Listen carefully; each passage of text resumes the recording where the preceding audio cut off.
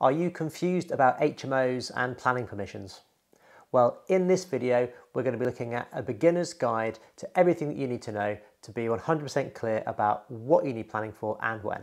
Let's get into it.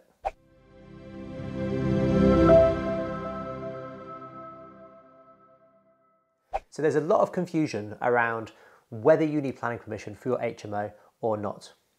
Now, the first thing you need to understand is the different use classes when it comes to HMOs. So we first of all have a C3 dwelling house. This is the normal house that you would live in. Now, if you create an HMO, you then take that C3 dwelling house and you turn it into something that's called C4. Now, C4 is a small HMO. It's where between 3 and 6 unrelated people are sharing.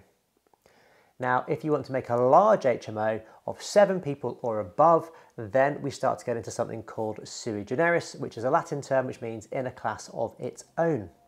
So, just to recap, C3 is your family home, C4 is a small HMO from 3 to 6 people, and sui generis is 7 and above.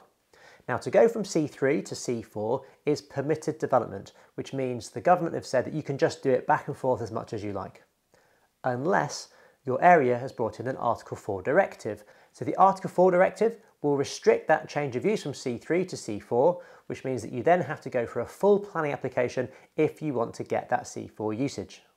If you want to go for sui generis use, you are always going to need planning permission, regardless of where you come from or where you're going to. The key thing to remember is that planning permission is about the number of people living in the property. It's nothing to do with the number of bedrooms. So I can create a 7-bedroom house, but as long as it's occupied by just one family, it's still a C3 house. As soon as I put in 3 unrelated people, it becomes a C4 house. And then when I put 7 unrelated people in that 7-bedroom property, it becomes a sui generis. So remember, HMO planning is about people. It's about the number of people, nothing to do with the number of bedrooms. So I hope that's been useful and cleared up any confusion that you might have.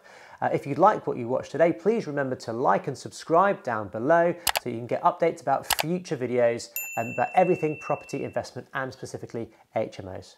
Thank you for watching and I'll see you in the next video.